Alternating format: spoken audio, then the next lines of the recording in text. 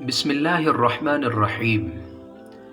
ایسے ہی اچھے اور سچے واقعات سننے کے لیے چینل کو سبسکرائب کریں۔ ایک زناکار کی توبہ۔ پیارے دوستوں، حضرت عبداللہ بن عمر رضی اللہ عنہ فرماتے ہیں کہ میں نے رسول اللہ صلی اللہ علیہ وسلم کو ارشاد فرماتے ہوئے سنا، بنی اسرائیل میں کفل نامی ایک شخص تھا جو دن رات برائی میں پھنسا رہتا تھا، اپنی خواہش کا غلام تھا۔ ایک مرتبہ اس کے پاس ایک عورت آئی جو بہت ضرورت مند تھی۔ اس عورت نے کفل سے مدد مانگی۔ کفل نے اس کے سامنے یہ شرط رکھی، وہ اس کی اس وقت مدد کرے گا جب وہ اس کے ساتھ رات گزارنے کے لیے تیار ہو جائے گی۔ وہ عورت بہت ضرورت مند تھی، مرتی کیا نہ کرتی۔ اس نے کفل کی شرط مان لی اور اس طرح کفل نے اسے 60 دینار دے کر برائی کے لیے تیار کر لیا۔ جب وہ تنہائی میں برے کام کے لیے تیار ہو گیا اور اس عورت کے پاس اس طرح بیٹھ گیا جس طرح ایک شوہر اپنی بیوی کے پاس بیٹھتا ہے، تو وہ نیک عورت رونے لگی، اس کے چہرے کا رنگ اڑ گیا۔ کفل نے حیرانی سے پوچھا، تم کیوں رو رہی ہو اور کیوں ڈر رہی ہو؟ تمہارے ہاں کرنے کے بعد ہی میں یہاں تک پہنچا ہوں، میں نے تمہیں مجبور تو نہیں کیا؟ اس پاک باز اور شریف عورت نے جواب دیا، مجھے اللہ کے عذاب کا خیال آ رہا ہے، اس کام کو ہمارے رب نے حرام قرار دیا ہے۔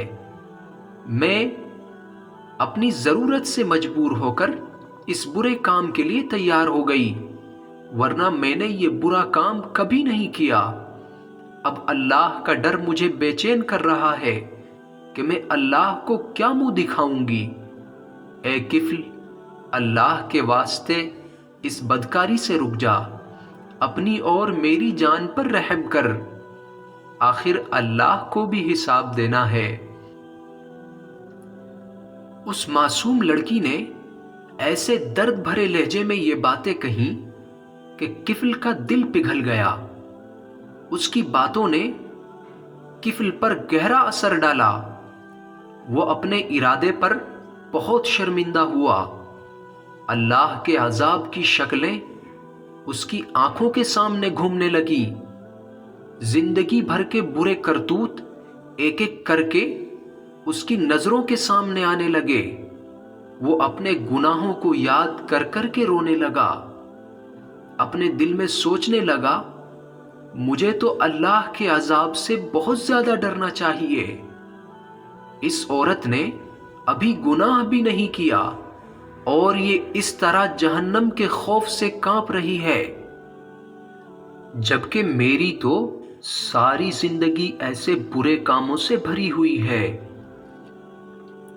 چنانچہ کفل نے اس عورت سے کہا، اے نیک عورت، گواہ رہ، میں آج تیرے سامنے سچے دل سے توبہ کرتا ہوں کہ آئندہ اپنے رب کی ناراضگی کا کوئی کام نہیں کروں گا، اب اللہ کی نافرمانی کبھی نہیں کروں گا۔ جا تو اپنے گھر چلی جا، میں نے وہ رقم بھی اللہ کے واسطے تجھے دے دی۔ اس کے بعد کفل اللہ کے سامنے توبہ استغفار کرتا رہا، اے اللہ، میرے گناہوں کو معاف فرما، میری خطاؤں سے درگزر فرما، مجھے جہنم کے عذاب سے نجات دے دے۔ نبی کریم صلی اللہ علیہ وسلم نے ارشاد فرمایا، اسی رات کفل کا انتقال ہو گیا۔ صبح لوگ دیکھتے ہیں کہ اس کے دروازے پر لکھا ہوا ہے، اللہ تعالیٰ نے کفل کے گناہ معاف کر دیے۔ لوگوں کو یہ دیکھ کر بڑا تعجب ہوا۔ دوستوں، واقعہ اگر پسند آئے تو لائک کرنا نہ بھولیں اور جاتے جاتے ایک پیارا سا کمنٹ بھی کرتے جائیں السلام علیکم ورحمۃ اللہ وبرکاتہ۔